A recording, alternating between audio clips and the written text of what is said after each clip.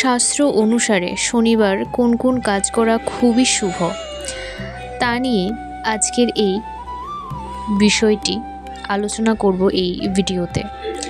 জ্যোতিষ অনুসারে শনিবার হলো শনিদেবের দিন। বৈদিক জ্যোতিষে সপ্তাহের প্রতিটি দিনই কোনো না কোনো গ্রহের সঙ্গে সম্পর্কযুক্ত। সেই হিসেবে শনিবারকে শনির দিন বলে মনে করা হয়। কর্মফলের দেবতা শনি ছাড়াও শনিবারকে বজরংবলীর দিনও বলা হয়ে থাকে। শাস্ত্রের সাফল্য লাভ করতে প্রতিদিনের জন্যই কিছু কিছু কাজের নির্দেশ দেওয়া আছে। শাস্ত্র অনুসারে সেই মতো কাজ করলে সহজেই সাফল্য পাওয়া যায়। জ্যোতিষ অনুসারে শনির কৃপাদৃষ্টি যার উপর পড়ে তিনি পথের ভিখারি থেকে রাজা হয়ে যেতে পারেন।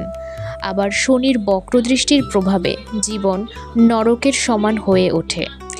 আজ আমরা দেখে নেব শনিবার কোন কোন কাজ করলে শনির কৃপাদৃষ্টি লাভ করা যায় এবং তার থেকে লক্ষ লক্ষ টাকা উপার্জন করা সম্ভব হয়। শনিবার কাছাকাছি কোনো শনি মন্দিরে গিয়ে শনিদেবের সামনে সর্ষের তেলের প্রদীপ জ্বালান এবং কিছুটা কালো তিল রেখে আসুন। এর ফলে শনিদেব আপনার উপর প্রসন্ন হবেন বলে মনে করা হয়। শনিবার সূর্যাস্তের সময় 550 গ্রাম ময়দা ও 25 গ্রাম গুড় মিশিয়ে কয়েকটি মিষ্টি রুটি তৈরি করুন। তারপর এই রুটিগুলো কোনো দুগ্ধবতী গাভীকে খাইয়ে দিন। এর ফলে শনি প্রসন্ন হবেন এবং আপনার অর্থলাভ হবে। যদি ঋণের দায়ে জর্জরিত হয়ে থাকেন তাহলে বুঝবেন শনির অশুভ দৃষ্টি আছে আপনার উপর। এর থেকে মুক্তি পেতে এই শনিদেবের মন্ত্র জপ করুন।